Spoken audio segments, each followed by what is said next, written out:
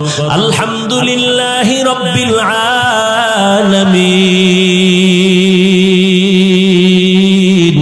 আর রহমানির রহিম মালিকি ইয়াউমিদ্দিন ইয়াকা না'বুদু ওয়া ইয়াকা নাস্তাঈন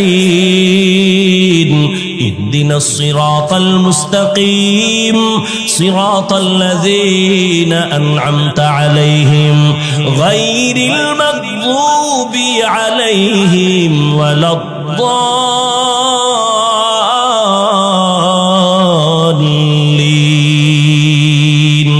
হাটহাজারীর হুজুর বসে আছেন অফিসে। হাটহাজারী সরকার ডাক দিয়া কয়, এই মন্ত্রী দৌড় দে, হাটহাজারীর সাথে বেদবি হবে না, হুজুরের দোয়া নিয়ে কাজ আছে তাড়াতাড়ি। মন্ত্রী মহোদয় এমন একটা দৌড় দিছেন, হাটহাজারী হুজুরে তো সোফার মধ্যে বসা। মন্ত্রী জীবনে টুপি না দিল, একটা টুপি লাগায় দৌড়। জামা পরে নাই, জামা লাগাইছে, যাইয়া এবার নিচে বসছে ফ্লোরে। হুজুরে কয় চেয়ারে বসেন, বসতে চায় না। এটা হুজুরে বলিয়াও দেয় নাই, পরিবেশ তাকে বাধ্য করেছে। হাটহাজারীর হুজুর ওখানে টুপি ছাড়া কেমনে যাই? পরিবেশ বাসে লেখা আছে ধূমপান নিষেধ, লেখা আসেনি, এরপরও কেউ ধূমপান করেনি। ড্রাইভারও বিড়ি টানে, হেল্পারও টানে, কন্ট্রাক্টরও টানে, টাকা না থাকলে ধার করে টানে। আমি হুজুর বাধা দিলে দুয়া সব আমারে মারে, আর বলে আমার বাবার টাকা দিয়া গাঞ্জা খাই, বিড়ি খাই, তোমার বাবার কি? বাসে লেখা আছে ধূমপান নিষেধ, এরপরও করে। নিষেধ করলেও থামে না। দুনিয়ার কোন মসজিদে লেখা আসেনি ধূমপান নিষেধ? নাই, কিন্তু মসজিদে গিয়া কেউ করেনি না, বরং পকেটে হাত দেয়, তাড়াতাড়ি টুপি খুঁজে। কেন? ওখানে লাঠিওয়ালা আসেনি, মারবে। বুঝো, বাসে লেখা ধূমপান নিষেধ, এরপরও ধূমপান বন্ধ নাই। মসজিদে লেখা নাই ধূমপান নিষেধ, এরপরও সবাই করে না কেন? এর একমাত্র কারণ সৎসঙ্গে স্বর্গবাস। কয় না কা? পরিবেশ, ওখানের পরিবেশ আর মসজিদের পরিবেশ কিনা? সোহবতে লে তোরা লেকুনা, সোহবতে তো লে তোরা তো লেকুনা তেগ জমানা, সোহবতে বা আউলিয়া বেহতের সদ সালাত বেরিয়া। আজকের বয়ান তাদের জন্য যারা রবের সাথে আসলে কি চাই আমরা? তা রব কি দাড়ি ছাড়া চান? চান রবের সাথে মোলাকাত করবেন, তো দাড়িবিহীন তো যাওয়া যাবে না, দরজা লক থাকবে, দরজা খুলে যাবে। অটো বলে, অটো কেমনে কয়? স্ক্রিনের সাথে একটা লক লাগায় দিছে, চেহারাটা দেখলে তালা খুলবে। কেমন কয়? দাড়িওয়ালা চেহারা। আল্লাহ তাআলা বলেন, রবের সাথে যারা মুলাকাতের নিয়ত করেছো, তোমাদের জন্য কর্মসূচি দুইটা। এক, তোমরা নেক আমল করবা। দ্বিতীয়, আমল করতে গিয়া রবের ইবাদতের মধ্যে যেন অন্য কেউ অংশীদার না হয়, শিরিক না হয়। শিরিক এমন এক মারাত্মক অপরাধের নাম, শিরিক যুক্ত আমল কিয়ামতের ময়দানে ফালা নুকিমু লাহুম ইয়াউমাল কিয়ামাতি ওয়াজনা, ওজনই করা হবে না। ইন্নাল্লাহা লা ইয়াগফিরু আন ইউশরাকা বিহি ওয়া ইয়াগফিরু মা দুনা যালিকা লিমান ইয়াশা ওয়া মান ইউশরিক বিল্লাহি ফাকাদ দাল্লা দালালাম বাঈদা ওয়া মান ইউশরিক বিল্লাহি ফাকাদ ইফতারা ইসমান আযীমা ওয়া মান ইউশরিক বিল্লাহি ফাকাদ হারামাল্লাহু আলাইহিল জান্নাহ। যারা শিরিকের গুনাহ করবে তাদের জন্য জান্নাত হারাম হয়ে যাবে। আল্লাহর মতো আল্লাহ আছে মনে করা শিরিক, আল্লাহর গুণের মতো কারো গুণ আছে মনে করার নাম শিরিক, আল্লাহর ক্ষমতার মতো কারো ক্ষমতা আছে মনে করার নাম শিরিক। যারা মনে করবে তাদের নাম হলো মুশরিক। এরে নবীর আশিক, শিরিক থেকে নিজেকে বাঁচাও, আর ইখলাসের সাথে নেক আমল করো, বেশি আমলের দরকার নাই। নবী বলেন অল্প আমল করো, তবে আমলটা ইখলাসওয়ালা হতে হবে, অর্থাৎ খালিসান লিওয়াজহিল্লাহি তাআলা। আমি যে কোনো কাজ করব একমাত্র আমার আল্লাহর সন্তুষ্টির জন্য, নবীজির তরিকায় করব। অল্প আমলও যদি হয় জান্নাতের দরজা খুলবে। অল্প আমল নাজাতের জন্য দরওয়াজা খুলবে। আল্লাহর এক বান্দি চূড়ান্ত গুনাহগার, জাহান্নামী নারী। ও নগর কান্দা এলাকার পর্দার আড়ালের মা বোনেরা, কান লাগায় শুনেন রে মা বোন, এই দুনিয়ায় তো আপনার মতো দামি আর কোনো মা হতেই পারে না। আপনারা তো নবীদের মায়ের মতো মা, সাহাবায়ে কেরামদের মায়ের মতো দামি মা। আপনারা তো খাদিজা রাদিয়াল্লাহু আনহার মতো নারী, ফাতেমা রাদিয়াল্লাহু আনহার মতো দামি নারী, খাদিজা রাদিয়াল্লাহু আনহা, আয়েশা রাদিয়াল্লাহু আনহার মতো দামি নারী, ইসমাইল নবীর মা হাজেরা আলাইহিস সালামের মতো দামি নারী। আপনারা তো ঈসা নবীর মা মারিয়াম আলাইহিস সালামের মতো দামি নারী। আজ নগর কান্দার স্টেজে সারা নগর কান্দা ফরিদপুরের মানুষ তাকাইয়া তাকাইয়া দেখছে, এই মাদ্রাসা থেকে যারা হাফেজে কোরআন হয়েছেন, আলেমে কোরআন হয়েছেন, আজকে তারা মর্যাদার ফজিলতের পাগড়ি নিলেন।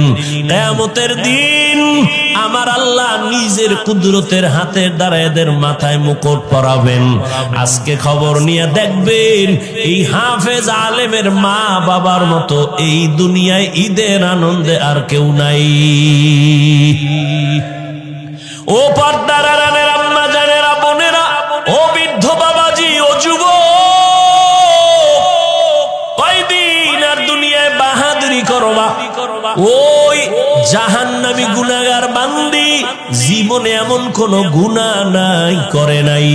একদিন রাস্তা দিয়া রওয়ানা, হঠাৎ দেখে রাস্তার কিনারায় একটা কুকুর ক্ষুধার তৃষ্ণায় কান্না করে, জিহ্বা বের হয়ে গেল। ওই আল্লাহর বান্দি জাহান্নামী, অন্তরের মধ্যে মায়া জন্ম হয়ে গেল। দৌড়াইতেছি, কোথায় একটু পানি পাই, কুকুরের প্রাণটা ঠান্ডা করি। দৌড়ায় গেল, খুঁজে খুঁজে একটা পানির কূপ পাইয়া পানি উঠাবে, কিন্তু পানি অনেক নিচে, উঠাবার কোনো পাত্র নাই। আল্লাহর বান্দির পায়ে ছিল চামড়ার মুজা, মুজাটা খুলিয়া আল্লাহর বান্দি যখন পানি উঠাইতে চাইল, দেখে মুজার নিচে আরো পানি, কেমনে উঠানো যায়? আল্লাহর বান্দির মাথায় বড় একটা ওড়না পেঁচানো ছিল। এত বড় জাহান্নামী নারী, গুনাহগার, এরপরেও বড় ওড়না মাথা ঢেকে চলে। আর বর্তমান মুসলমানের সন্তান আমার বোনেরা, মাথায় ওড়না তো পরেই না, টুকটাক যা পরে তাও গলার মাফলা বানায়া ফ্যাশন করতেছি। ওড়না পরে না। যেই ঘরের নারী ঠিক মতো ওড়না পরবে না, ওই ঘরে রিজিকের কোনো বরকত হবে না। এরে আম্মা জান, ওই জাহান্নামী নারী ওড়না খুলিয়া ওড়নার এক মাথা মুজার সাথে বেঁধে পানি উঠাইয়া একটা দৌড় দিয়া কুকুরটারে পানি পান করায় দিছে। কুকুর ঠান্ডা মাথায় ঘুমায় পড়েছে। রহমতের নবী হাদিস শুনাইতেছেন সাহাবাদেরকে, ও সাহাবায়ে কেরাম, ওই মহিলাটা পানি পান করানো মাত্র একটা গায়েবী আওয়াজ কে যেন ডেকে বলে, ও আল্লাহর বান্দি, জীবনে যত গুনাহ করছো, এই কুকুরের পানি পান করাবার মতো একটা ভালো আমল করেছো, এর বরকতে তোমার জীবনের সব গুনাহ মাফ হয়ে গেছে। আতিনা ফি দারে দুনিয়া না হাসান, আতিনা ফি দারে উকবা না হাসান, ইয়া গিয়াসাল মুস্তাগীসিন ইহদিনা লিফতিখারা বিল উলুমে ওয়াল গিনা। হর গরিদে নেকো তু तैयार है, जो न मांगे उससे तू বেজারো হ্যায়। আল্লাহ তাআলা বলেন, ও দুনিয়ার মানুষ, আমি রবের সাথে যদি মোলাকাত করতে চাও, আল্লাহ রবের সাথে মোলাকাত দিবেন অবশ্যই, তবে দুনিয়াতে দিবেন না। কিয়ামতের ময়দানে আল্লাহ জান্নাতের মধ্যে ঢুকাইয়া মোলাকাত দিবেন। ও আল্লাহর বান্দা, ওই রবের মোলাকাত যদি চাও, দুনিয়ার হায়াতে নেক আমল করিয়া যাইও, তবে বেশি আমলের প্রয়োজন নাই, অল্প আমল করো, তবে ইখলাস নিয়ে আমল করো, আল্লাহর জন্যই করো। ও বান্দা, তোমার অল্প আমল আল্লাহ নাজাতের দরজা খুলিয়া দিবেন। ও আল্লাহর বান্দারা, ভালো করে চিন্তা করো। আজ এখানে আমি যে বয়ান করতেছি রে যুবক, আমি একবারও বলি নাই আমি পাস করলি মাথায় দিছি তুমিও দাও, না হয় জাহান্নামে যাইবা। আমি কওমি মাদ্রাসায় লেখাপড়া করেছি, তুমি যদি না পড়ো জাহান্নামে যাইবা বলি নাই রে বাবা। স্কুল সারো, কলেজ সারিয়া মাদ্রাসায় যাও, একবারও বলি নাই। বরং আমি তোমাকে একটা পরামর্শ দিব, তুমি তোমার জায়গায় থেকে কিভাবে জান্নাতের পথ পাইবা। ব্যবসা করো, বাধা নাই। চাকরি করো, বাধা নাই। লেখাপড়া করো, বাধা নাই। স্কুলে কলেজে পড়ো, বাধা নাই। ওখানে থাইকা জান্নাতের পথটা খুঁজো।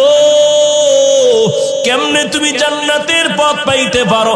তোমার মতো যুবক, ডাক্তার, প্রফেসর, ইঞ্জিনিয়ার, 5 ওয়াক্ত নামাজি, দাড়িওয়ালা আসেনি, তাহলে তাকে তো জাহান্নামী বলা যাবে না। ও চাকরিজীবী বাবা, আপনার মতো চাকরিজীবী চাকরির ফাঁকি দিয়া নামাজ ছাড়ে না, বলেন আপনি কেন পারবেন না?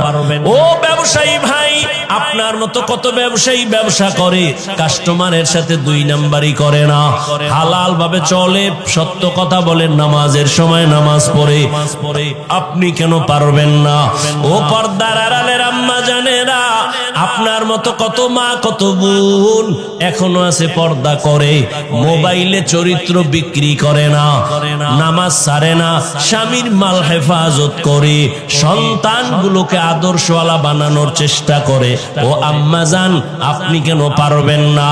এরে আম্মা জান, আপনারা তো দামি নারী।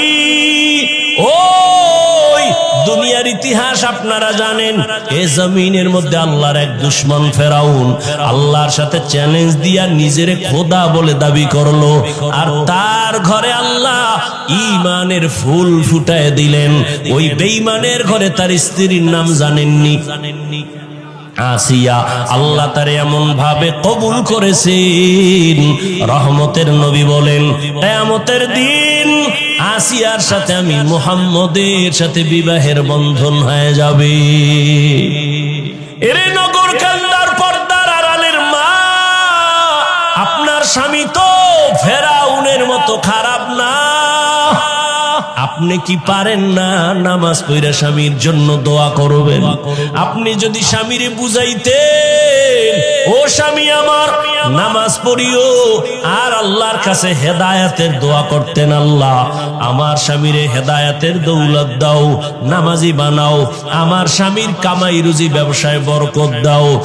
আর মাঝে মাঝে যদি স্বামীরে বুঝাইতেন আর বলতেন, স্বামী, মা বাবার আদর চাইরা তোমার ঘরে আসছি, না খাইয়া থাকলেও আসি, খাইয়া থাকলেও আসি, তোমার কাছে আমার দাবি, জীবনে একটা হারাম টাকা ঘরের মধ্যে ঢুকাইবা না, কোনো কামাই রুজি অবৈধভাবে করবা না, অবৈধ টাকার খানা খাইয়া আমাদের রক্ত নাপাক করব না, আমাদের সন্তানদের রক্ত নাপাক করব না। আম্মা জান যদি বুঝাইতে পারতেন, আপনার স্বামী কোনোদিন অবৈধ হারাম টাকা ঘরে নিতে পারত না। এরে আম্মা জান, আজ আপনার আদর্শ এত দামি আদর্শ, আপনার আদর্শের দ্বারাই তো একটা সন্তান আদর্শবান হবে। একটা গাছ ভালো হলেই তো গাছের ফল ভালো হবে। এরে আম্মা জান, আবার বাবার কথা বলি না কেন তাও তো প্রশ্ন করতে পারেন। শুধু আমাদের বলেন কেন ভাই, বাবার কথা কেন বলেন না? রহমতের নবী আপনাদের মর্যাদা বাবার তুলনায় বেশি দিয়েছেন। ও আম্মা জানেরা, একটা সন্তান বাবার তুলনায় মায়ের কাছে সময় বেশি কাটায়, এবং মা যা করে ওটা দেখা দেখা সন্তান শিখে। দেখবেন যেই ঘরের মা 5 বেলার নামাজ পড়ে, হঠাৎ আজান হয়ে গেছে, আম্মা দিয়েছেন, দেখবেন দেখে দেখে বাচ্চাটাও আজান দিলে মাথার কাপড় টেনে দেয়। মা দৌড়ে গেছে অজু করার জন্য, বাচ্চাটাও মায়ের দেখা দেখি অজু করতে গেল। মা সুন্দর করে অজু বানাইছে, বাচ্চাটা তো অজু বুঝে না, অজু বানাইতে গিয়া হাফ গোসল কইরা জামা ভিজায় ফেলছে। মা অজু বানাইয়া যায় নামাজে দাঁড়াইয়া হাত বুকে লাগাইয়া সূরা পড়া শুরু করলো, আলহামদুলিল্লাহি রাব্বিল আলামিন আর রহমানির রহিম মালিকি ইয়াউমিদ্দিন ইয়াকা না'বুদু ওয়া ইয়াকা নাস্তাঈন ইহদিনাস সিরাতাল মুস্তাকিম সিরাতাল লাযীনা আন'আমতা আলাইহিম গায়রিল মাগযুবি আলাইহিম ওয়ালাদ-দাল্লিন।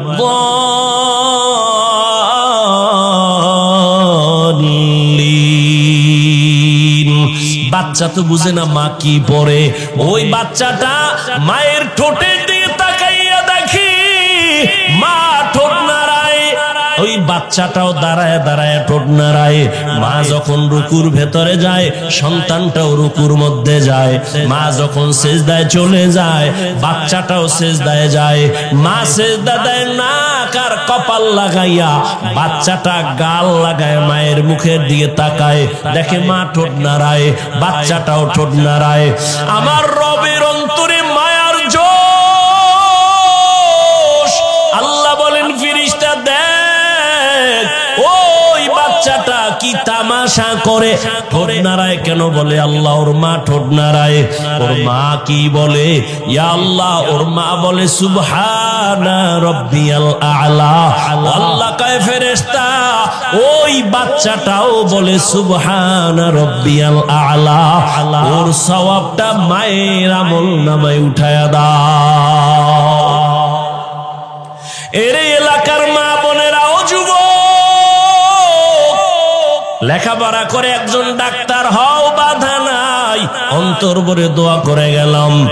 এই এলাকার মুসলমান, নগরকান্দা মাদ্রাসার মানুষ, দুইজন আল্লাহর প্রিয় বান্দা আমার ডানে বামে বসা আছেন। দোয়া নিও রে বাবা, উলামায়ে কেরামের দোয়া ছাড়া সফলতা জীবনে আসবে না। যতই বাহাদুরি করো, মা বাবার দোয়া ছাড়া জীবনে সফল হতে পারবা না। মুরব্বী শিক্ষকদের দোয়া ছাড়া সফলতা জীবনে আসবে না। আল্লাহর জাতের কসম, ওই মা বাবার দোয়া না নিয়ে আগাইতে পারবা না। ও যুবক, ডাক্তার হও, ইঞ্জিনিয়ার হও, প্রফেসর হও, তবে আমার ছোট্ট তোমার কাছে দাবি, জীবনে বেয়াদব হইও না। মা বাবার দোয়া নিয়া, শিক্ষকের দোয়া নিয়া, উলামায়ে কেরামের দোয়া নিয়া ডাক্তার যদি হইতে পারো, জীবনটা তোমার সফল। মরিয়া গেল মানুষ দোয়া করবে, স্মরণ করবে। ইঞ্জিনিয়ার হইলেও তুমি সফল, আল্লাহ জান্নাতের পথ তোমার আসান করে দিবে। মা বাবার দোয়া ছাড়া তুমি এখনো কিন্তু বেঁচে নাই। ওই মা বাবার চোখের বানিয়ার দোয়া, ওই দোয়ার কারণে আজ আমি হাফিজুর রহমান চেয়ারে বসছি, বয়ান করতেছি।